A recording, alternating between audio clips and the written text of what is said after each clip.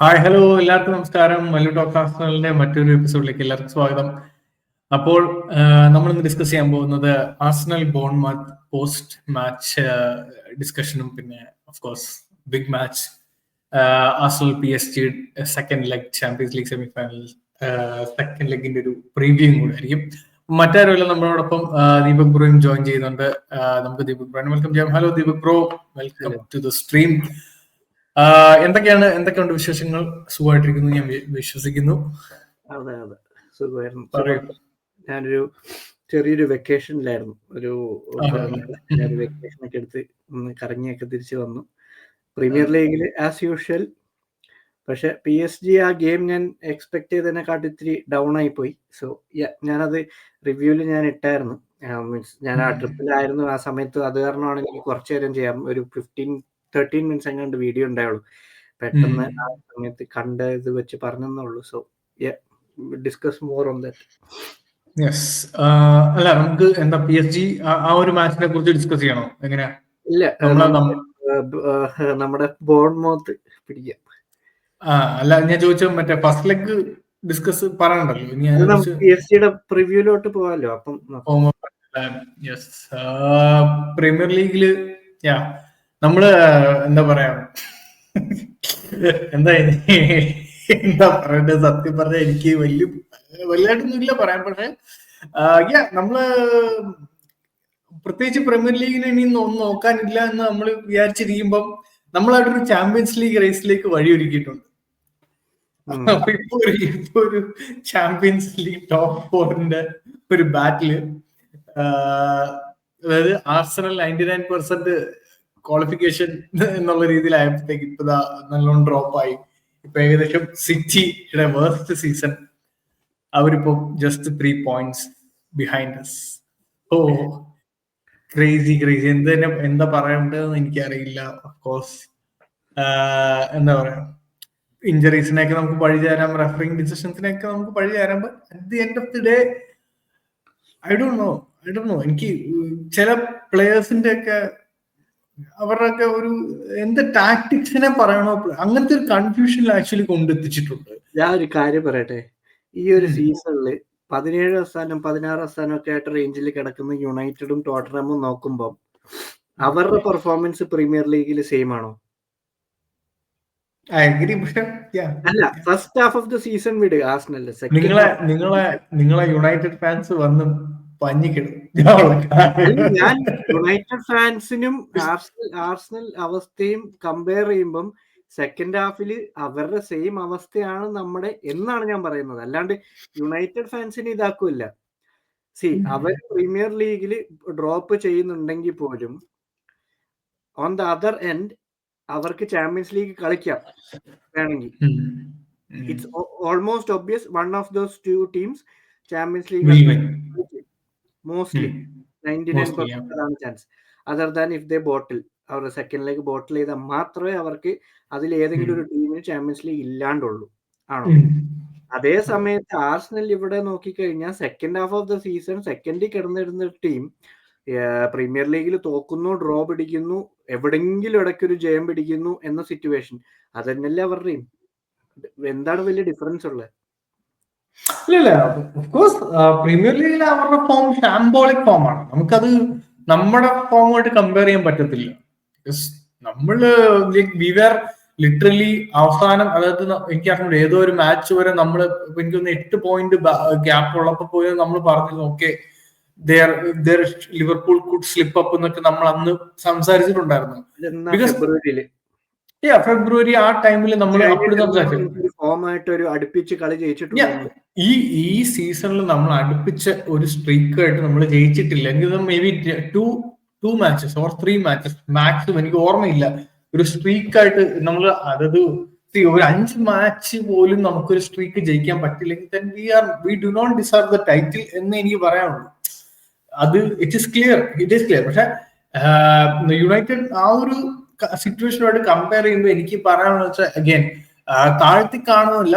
ഈ Spurs and United have done well in the but especially United, കാരണം I expected എന്താ പറയാ, Atletico Bilbao അവർ ജയിക്കുമെന്ന് തന്നെ കരുതി. Or it would be a bit tough എന്നുള്ളത്. പക്ഷെ യുണൈറ്റഡ് അവര് എന്താ പറയാ 3-0 ഒരു കിടിലം വിക്ടറി തന്നെയായിരുന്നു.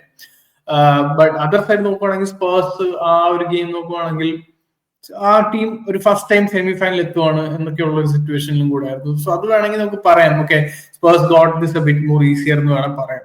പക്ഷെ compare the standards to Premier League നോക്കുമ്പോൾ they are nowhere near the top 10.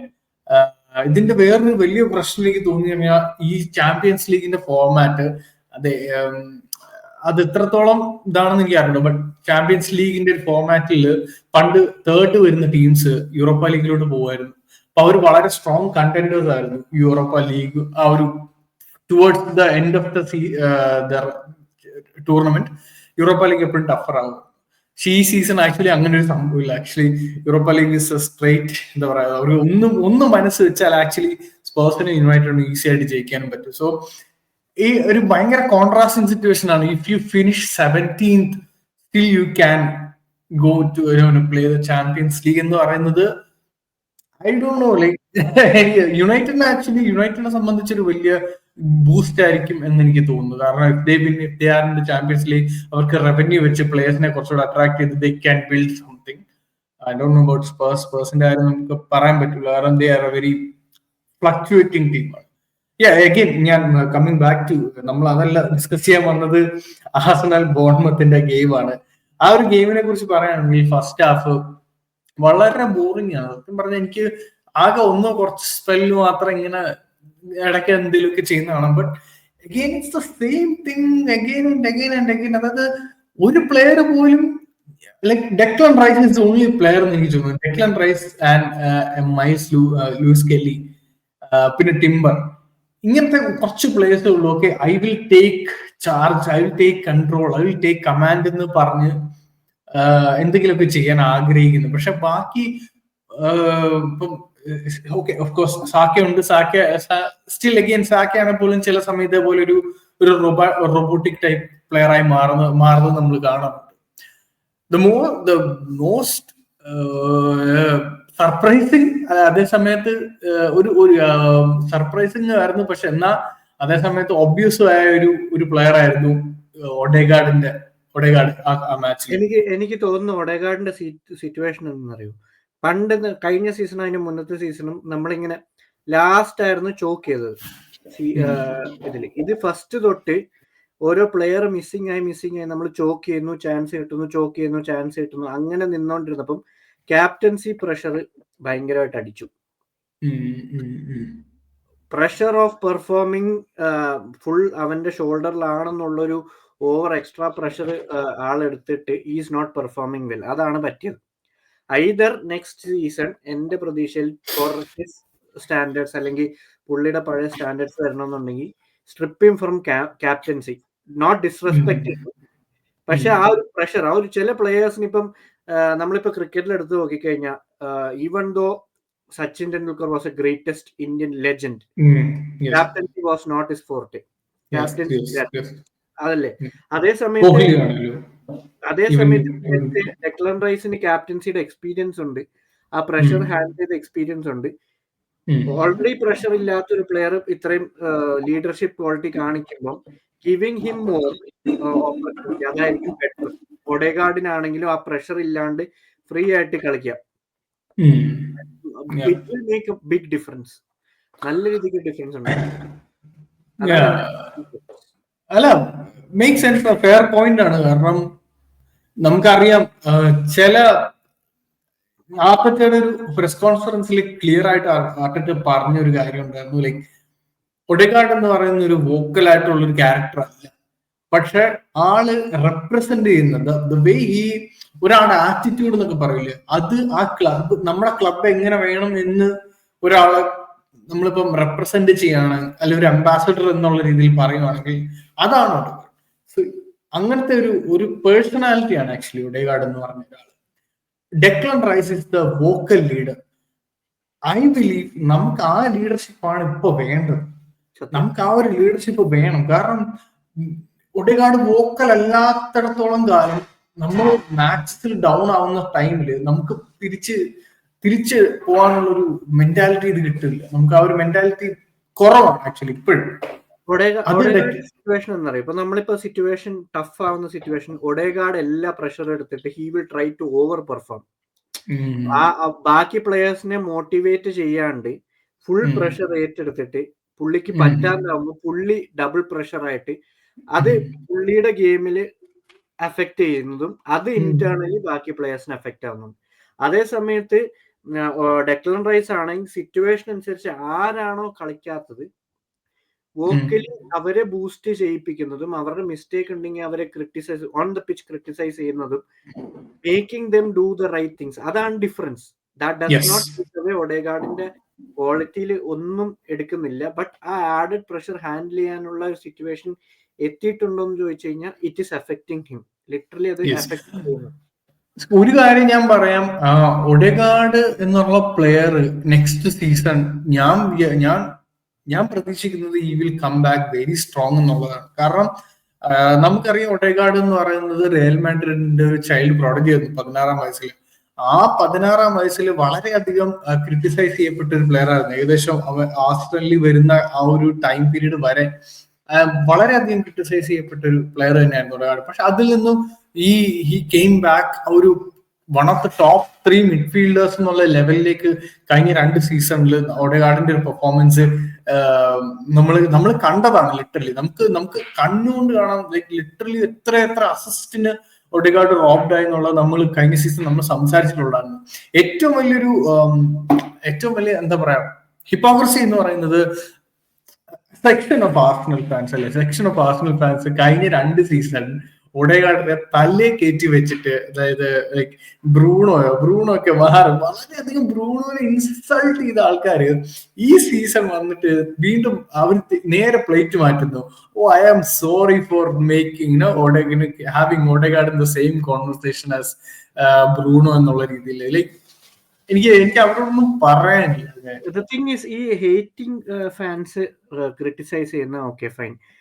പക്ഷെ ഒരു പ്ലെയറിന്റെ ബാഡ് ഫേസിൽ സപ്പോർട്ട് ചെയ്യാണ്ട് criticising in online, like game കളിച്ചില്ല പറയുന്ന ഓക്കെ ഐ അണ്ടർസ്റ്റാൻഡ് ക്ലിയർലി, അത് നമ്മൾ എപ്പോഴും പറയാം. ബട്ട് വേറൊരു പ്ലെയറിനെ കമ്പയർ ചെയ്തിട്ട് അവൻ ബേദമായിരുന്നു, get him out of everything, ടീമിൽ സബ്സ്റ്റിറ്റ്യൂട്ട് ചെയ്ത് കളയണം, ഈസ് നോട്ട് വർത്ത് ഇറ്റ് എന്നൊക്കെ പറയുന്ന ഓക്കെ ഫൈൻ. ഈ പറയുന്ന ക്യാപ്റ്റൻസി സ്ട്രിപ്പ് ചെയ്യുന്ന to an extend I can understand.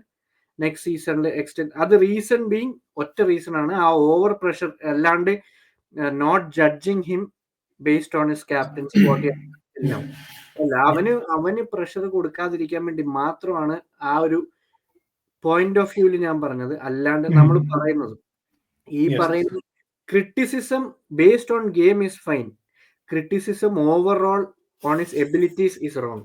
അതാണ് മെയിൻ പ്രശ്നം. Yes definitely. കാരണം നമ്മളൊരു കാര്യം ആലോചിക്കേണ്ടതായിട്ടുണ്ട്. Like Odegaard before injury was playing on a really good level. നമ്മൾ നല്ല രീതിക്ക് തന്നെ കളിച്ചിട്ടുള്ള ഒരു പ്ലെയർ തന്നെയായിരുന്നു.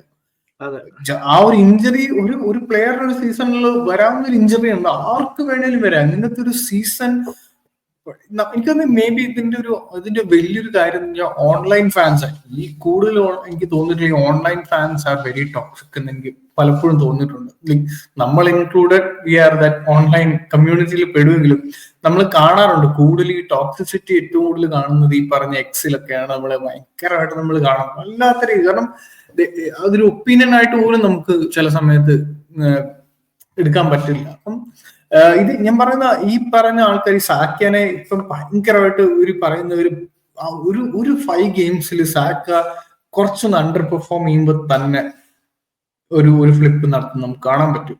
ലിറ്ററലി കാണാൻ പറ്റും നമുക്ക്. അങ്ങനത്തെ ഒരു കൈൻഡ് ഓഫ് ഫാൻ ബേസ് ഉണ്ട് എന്ന് നമുക്ക് കാണാൻ പറ്റും ഓൺലൈനിൽ. So again going back to Bournemouth game was it's not an excuse. It's not an excuse for that game actually. നമുക്ക് ഇതിനകത്ത് ഒരു എക്സ്ക്യൂസും പറയാനില്ല. കാരണം we should have killed, നമ്മൾ should have എന്താ പറയാ ചാമ്പ്യൻസ് ലീഗ് സ്പോട്ട് അങ്ങോട്ട് ഉറപ്പിക്കാൻ വേണ്ടി ആക്ച്വലി ആ കളി ജയിക്കേണ്ടതായിരുന്നു. ബട്ട് ഇപ്പൊ നമുക്ക് ആ ഒരു ജീൻ ഇല്ല, അറ്റാക്കിംഗ് ജീൻ എന്ന് പറഞ്ഞ സംഭവം ഇല്ല. We don't have any ideas. കാരണം അത്യാവശ്യം ഒരു മിഡ് ബ്ലോക്ക് ടീം വന്നു കഴിഞ്ഞാൽ ലോ ടു മിഡ് ബ്ലോക്ക് ടീംസിനെതിരെ അത്ലറ്റിക് പ്രത്യേകിച്ചൊന്നും ചെയ്യാൻ പറ്റുന്നതായിട്ട് ഞാൻ കണ്ടിട്ടില്ല. വളരെ വിരളമായിട്ട് മാത്രമേ ന്യൂ കാസിലിനെതിരെ അർസനലിനെതിരെയൊക്കെ ജയിച്ചിട്ടുള്ളൂ. അതേപോലെ ഒരു ടീമായി മാറിയിട്ടുണ്ട് ബോൺമത്ത്. അപ്പൊ ബോൺമത്തുമായിട്ട് നമ്മൾ 6 പോയിന്റ് നമ്മൾ ഈ സീസൺ ബോൺമത്തുമായിട്ട് നമ്മൾ ബോൺമത്തിന് കൊടുത്തു, ലൈക് 6 പോയിന്റ്സ്. അതാ പറഞ്ഞത്. അപ്പം they have done the double over us. അത് ഒരു ക്രേസി നമുക്ക് എന്തോ എനിക്കൊന്നും ഭയങ്കര ഡിസപ്പോയിന്റിങ് ആയിരുന്നു. അഗൈൻ അവരുടെ സ്കോർ ചെയ്തിരിക്കുന്ന ഒരാള് ഹഡ്സൺ എന്നാണ് തോന്നുന്നു ഡിഫൻഡറിന്റെ പേര്. ബോൺമത്ത് വളരെയധികം ലിങ്ക്ഡ് ആയിട്ടുള്ള ഒരു പ്ലെയർ ആണ്, ട്രാൻസ്ഫർ ലിങ്ക് ഉള്ള ഒരു പ്ലെയർ ആണ്. ചെൽസി, ആർസണൽ, പിന്നെ എനിക്ക് റയൽ മെഡ്രിഡ് പോലും നോക്കുന്ന ഒരു പ്ലെയർ ആണ്, ലൈക്ക് 50 മില്യൺ പ്ലെയർ. ഞാൻ പറഞ്ഞ പോലെ വെരി ഗുഡ് ഡിഫൻഡർ പുള്ളിയായിരുന്നല്ലോ, one of the scorers on the score sheet again. പിന്നെ ആ മാച്ചിനെ കുറിച്ച് പ്രത്യേകിച്ച് ഒന്നും പറയാനില്ല, കാരണം ഇറ്റ്സ് എ ടാക്ടിക്കൽ ഇഷ്യൂ ആണെന്നും പറയാം, പ്ലേയേഴ്സ് ഇട്ട് കാണപ്പാനില്ല എന്നും പറയാം. ബ്രോക്ക് എന്തെങ്കിലും മറ്റെന്തെങ്കിലും ആഡ് ചെയ്യാനുണ്ടോ? ബേസിക്കലി ഞാൻ ആ കളി ജസ്റ്റ് ഹൈലൈറ്റ്സ് കണ്ടുള്ളൂ, ലൈക്ക് ഐ വാസ് ട്രാവലിംഗ്, അത് കാരണം കാണാൻ പറ്റി. ഹൈലൈറ്റ്സ് ആണ് കണ്ടത്.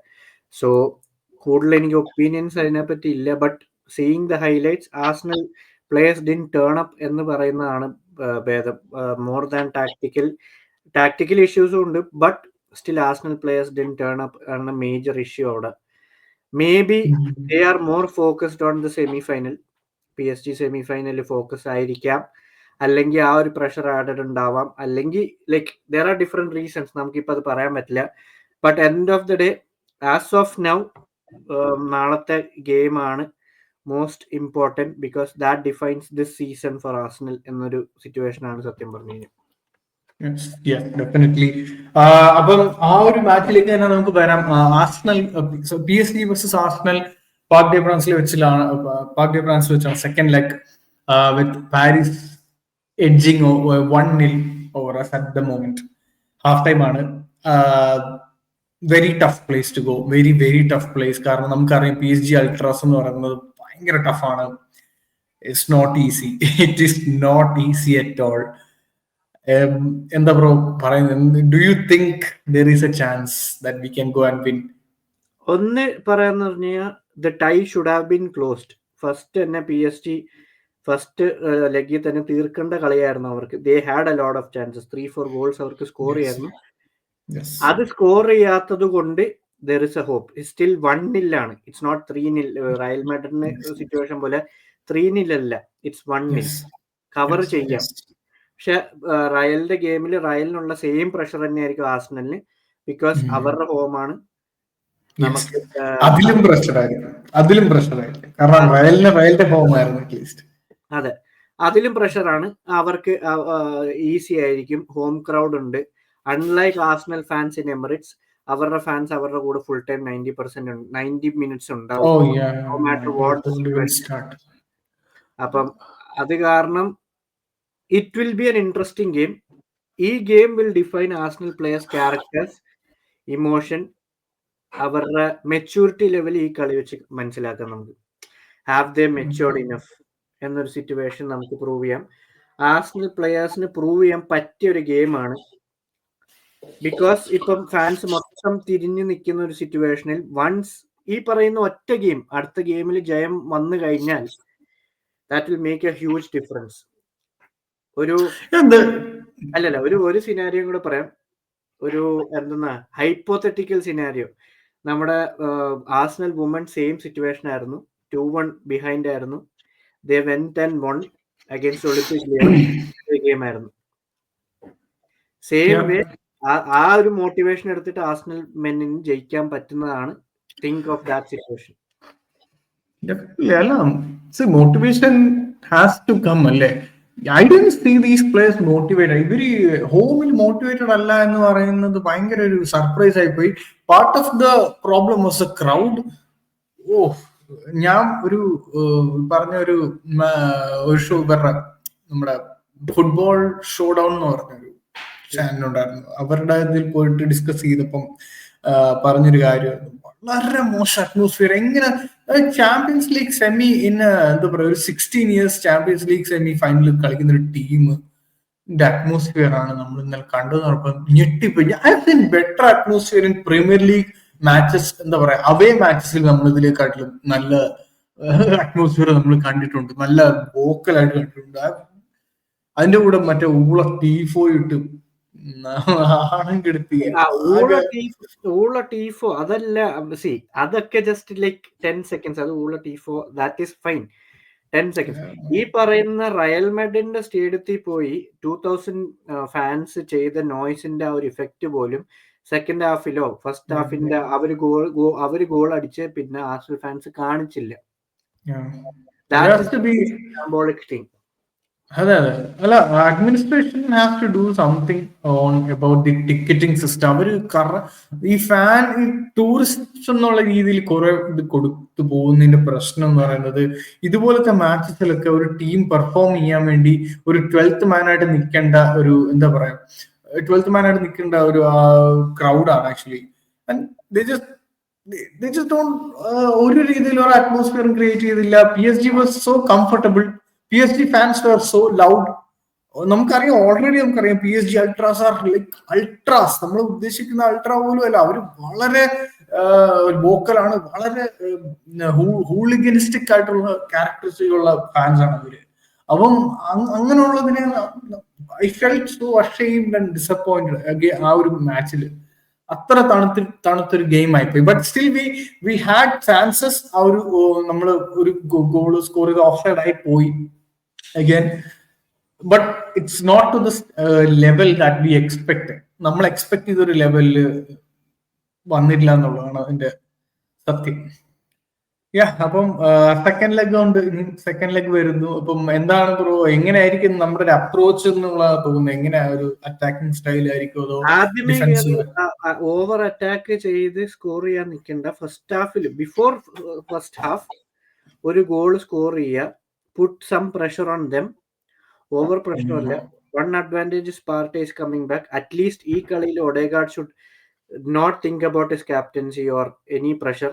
ഒരു ലാസ്റ്റ് ഫൈനൽ ഗെയിം എന്നുള്ള സിറ്റുവേഷനിൽ something has to be done എന്നൊരു സിറ്റുവേഷനിൽ കളിക്കുക.